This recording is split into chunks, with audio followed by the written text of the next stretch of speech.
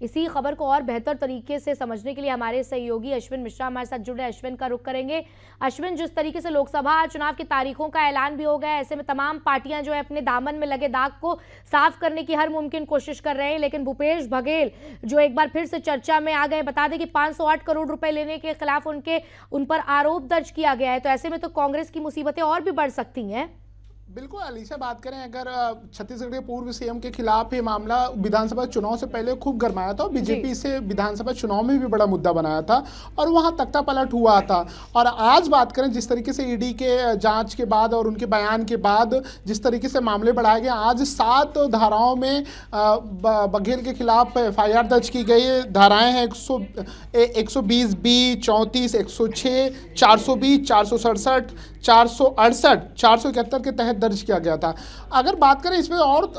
Deep में अगर बात करें तो इसमें 2 आरोपी 3 मार्च और 3 मार्च को गिरफ्तार हुए थे, गिरीश और सूरज, जिन्होंने ईडी को बताया था कि किस तरीके से लेन देन इसमें हुआ था, किस तरीके से सरकार की भागीदारी थी और किस तरीके से बढ़ाया गया था। उसके महादेव ऐप की सहयोगी कंपनी लोटस 365 भी थी। पूरे मामले को जब छानबीन किया गया तो ये मामला तूल पकड़ा और इससे मुद्दा भी बनाया गया और भाजपा इससे मुद्दा और तरीके से लोकसभा में एक तरीके से कांग्रेस के खिलाफ जिस तरीके से आरोप पहले भी सरकारें में लगी हैं, चाहे 2004 से 2009 की बात करें, फिर एक बार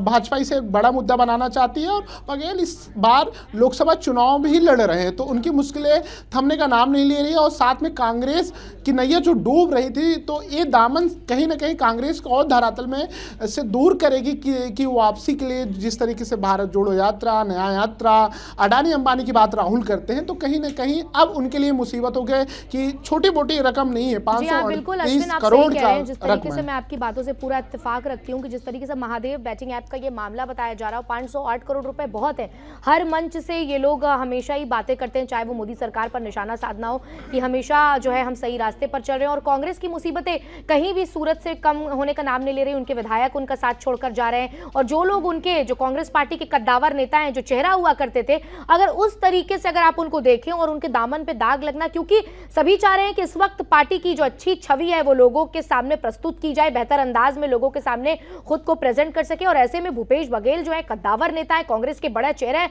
लोगों में उनकी पकड़ है और ऐसे में ऐन मौके पर इतना बड़ा आरोप लगना कहीं ना कहीं पूरे कांग्रेस पार्टी की छवि को भी खराब करता है।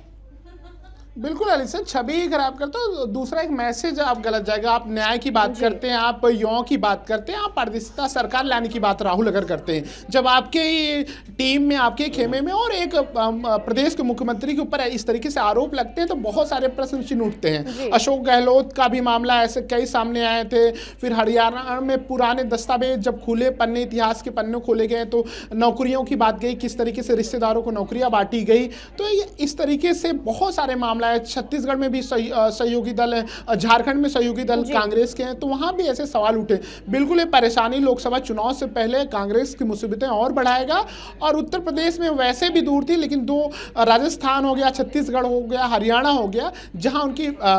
बची कुची कसर थी, उससे उनके स्थानीय नेताओं की गुटबाजी और कहीं ना कहीं इस तरीके से मामले, आपराधिक मामले हो गए या पार्टी फंड हो गया या निजी फेवर में जिस तरीके से बढ़ावा गया स्वार्थ में, तो कहीं ना कहीं ये कांग्रेस के पूरे राजनीतिक आगे जीवन पे चक्र प्रश्न चिन्ह लगता दिख रहा। अलीशा, अच्छा अश्विन, एक सवाल और है कि जिस तरीके से विपक्ष भी लगातार भारतीय जनता पार्टी पर निशाना साध रहा है कि जितने भी विपक्षी खेमे के नेता हैं उनमें ही सारे दाग हैं, उनमें ही सारी कमियां हैं। कल ही आपने देखा कि अरविंद केजरीवाल को जो है कोर्ट में, राउज एवेन्यू कोर्ट में पेश होना था, फिर उन्हें जमानत दे दी गई, फिर शाम तक ही उनके पास ईडी का समन आ जाता है और उसके बाद आतिशी जो है वो प्रेस कॉन्फ्रेंस करके कहती है कि हम पर वो आरोप लगाए जो हमें पता ही नहीं है। तो ये चाहे आप उत्तर प्रदेश में अखिलेश यादव हो, वो भी कहते हैं, और लालू प्रसाद यादव का पूरा खेमा कहता है कि जितने भी दाग हैं, जितनी भी कमियां हैं, वो सारी विपक्षी खेमे में, और भारतीय जनता पार्टी जो है, मोदी सरकार जो बिल्कुल पाक दामन साफ है। तो ऐसे में जब भूपेश बघेल पर भी आरोप लग रहा है, चुनाव की तारीखों का ऐलान हो चुका है और कल ही तमाम पार्टियां जो बिल्कुल मोर्चे पर खड़ी हो गई हैं और आचार संहिता भी जो है लागू हो गई है, तो ऐसे में आपको लगता नहीं कि विपक्षी खेमा भी और अलर्ट मोड पर हो जाएगा और उसी की कवायद में भूपेश बघेल का नाम भी शुमार हो जाएगा? देखिए आलिशा, मैं आपको इतिहास के पन्नों में ले चलता हूं और खगालने की कोशिश और एक आपको संदर्भ दे देता हूं। जब नितिन गडकरी भाजपा के राष्ट्रीय अध्यक्ष थे तब उनके ऊपर आरोप लगे थे कि उनकी निजी कंपनियां जो महाराष्ट्र में चलती हैं, उनके दोनों बेटे चलाते हैं, एग्रीकल्चर फार्मिंग की कंपनियां हैं, तो उनके ऊपर आरोप लगा। तो उस समय आडवाणी जी ने उनसे कहा था कि आप दूसरे टर्म में अध्यक्ष नहीं बन सकते, तो उन्होंने कहा था कि मैं इसलिए आपसे मीटिंग करने आया कि हम जिस आइडियोलॉजी और विचारधारा से आते हैं तो पार्टी की छवि न खराब हो, तो मैं जब तक ये पूरी जांच प्रक्रिया पूरी नहीं हो जाती मैं इस्तीफा देता हूं। अगर बात करें विपक्ष जो आवाज उठा रहा है, ये 2014 से कि केंद्र सरकार गलत उपयोग करती है एजेंसियों का, लेकिन सत्य ये है केंद्र सरकार कई बार स्पष्ट कर चुकी है और भारत एक स्वतंत्र देश और लोकतांत्रिक देश है। यहाँ की एजेंसियां अपने अपने हिसाब से जांच के हिसाब से काम करती हैं। अगर इसमें कुछ है, अगर हम केजरीवाल की ही बात करें, आपको 3 से 4 बार उन्होंने समन जारी किया, आप कोर्ट में क्यों नहीं प्रस्तुत हुए? आप अगर बेदाग हैं तो आप अपने पक्ष, अपनी बातें रखनी चाहिए आपको। और बात करें लालू की, बात करें उनके साथ क्या हुआ, सब कुछ जानते हैं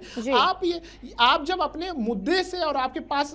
धरातल में जाने के लिए और एक विजन नहीं होता तो आप सत्ता में रहते हुए पार्टियों पे आरोप लगाते हैं। और ईडी की और बात करें या सीबीआई के, बहुत पहले भी आरोप लगते थे। कांग्रेस के समय में इंदिरा थी तब भी यही आरोप लगता था, आज भाजपा है तो लगता है। लेकिन सत्य है कि एजेंसियां अपना काम करती हैं, उन्होंने अपने हिसाब से मापदंड बनाए। अगर उसके सवालों के घेरे में है, अगर आप बेदाग हैं तो आप साक्ष्य प्रस्तुत करिए।